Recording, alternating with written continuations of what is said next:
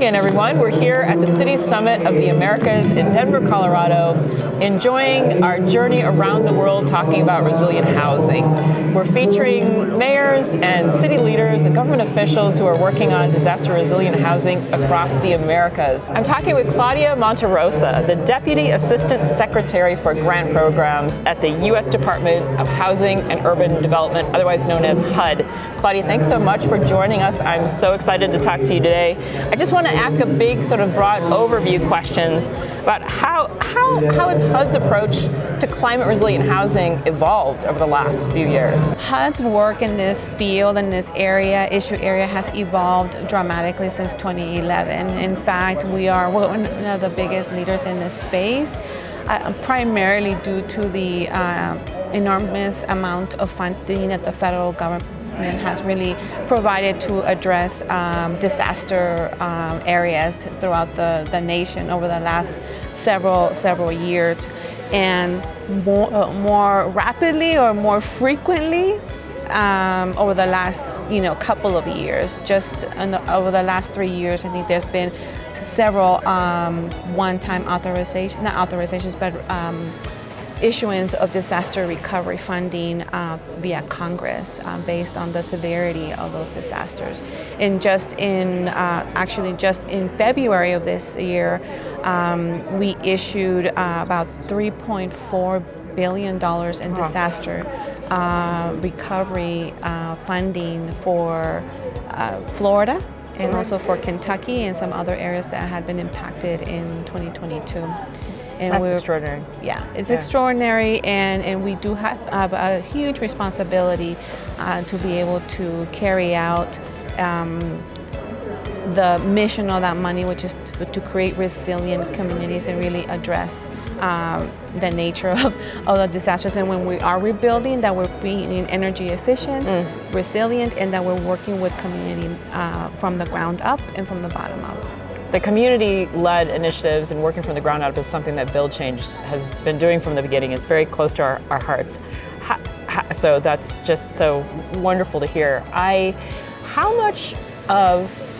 you give some examples, or how much of that funding has been used for permanent lasting changes, like for making houses disaster resilient for the long term, or other things that last beyond the immediate emergency phase? Right, and I think that's one of the missions of this money, is when we are going into communities, is to build resilient, long-term, affordable housing. Yes. And that could be single family house residences or multifamily. And making sure that we're going above and beyond what's in the code, right? So we're looking at doing cool roofs, retrofitting when it's necessary, and if we need to demolish, or if the community decides to demolish some of those structures, but that they have net zero elements if those are available in there. And so what we want is to ensure that that investment is going to last for a very long time, and that community members have a home that can withstand, hopefully, the forces of nature in the future. Anywhere from really addressing floods and flooding in a lot of the areas of the country. In fact, right now we have a flood rule for a proposed rule that is going to be coming up very soon. And so that'll be very important over the next several months. What is the goal of that flood rule? How would that work? It'll set into regulation where homes can actually be located, and how high off the ground in some of the floodplain areas the homes ought to be located. So nationwide? Is this going to be a nationwide rule?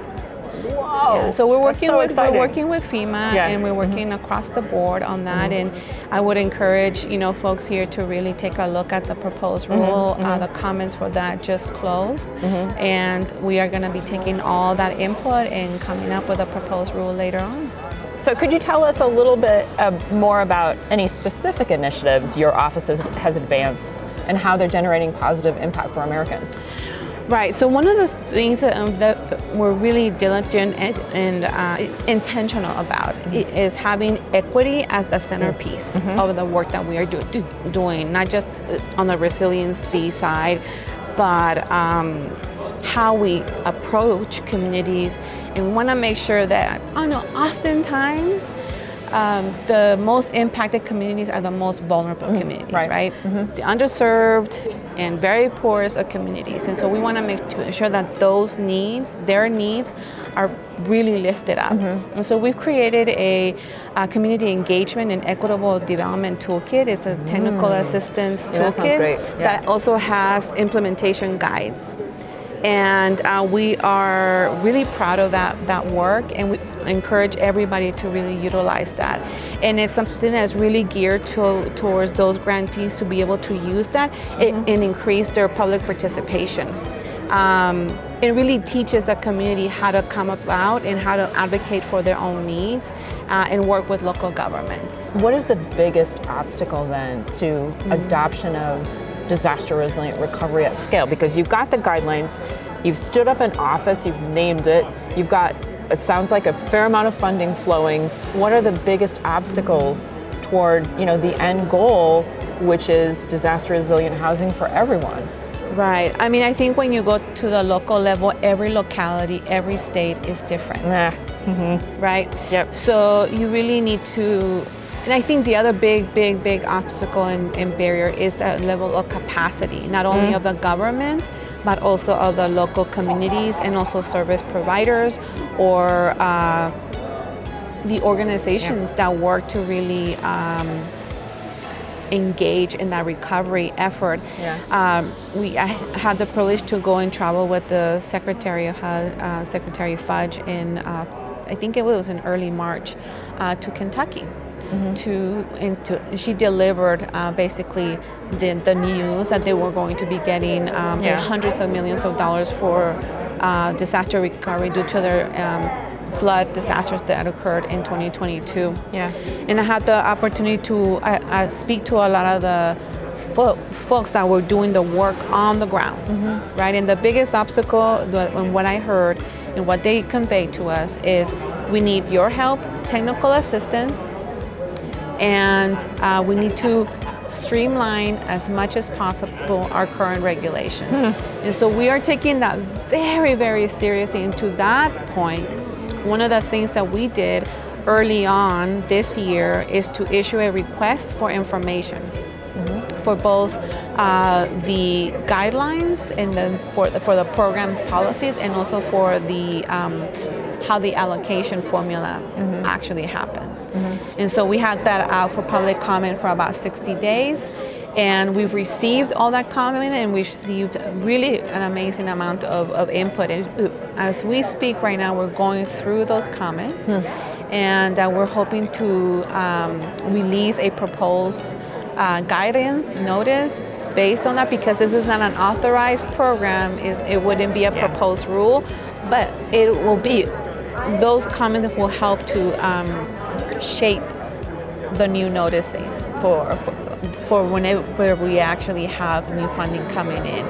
And we are serious and we are intentional in improving how we deploy funding to impacted communities. And a lot of our materials are being also translated into Spanish, because a lot of our communities, obviously are impacted where there's a large segment of Spanish speaking and other monolingual speaking communities. So we're very attuned to that, and to also to address the needs of the disabled and special needs populations. Right. So equity focused, multilingual, and digital? How digital are these tools? They're very digital, right? And so we're very mindful that not everybody also has access to digital, to broadband or internet. So that's why we work with organizations and TA providers that we deploy, across the country.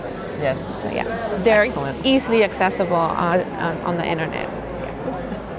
Yeah, just the last question on my list is, what actions or outcomes are you hoping to achieve here at the City Summit of the Americas? But you could also just tell me anything else you want to tell me. Okay. So, as your closing remark. Well, actually, I'm hoping to really meet with a lot of the different mayors from Latin America and the Americas, so we can exchange and really learn from each other and how they're approaching resiliency.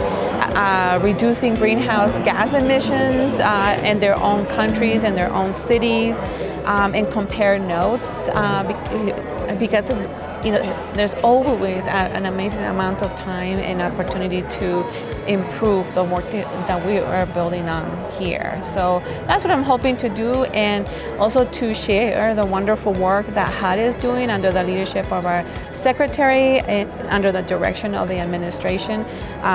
President Biden has been very, very diligent about this, and we are taking it seriously and implementing that mission. All right. All right. Do you have anything else?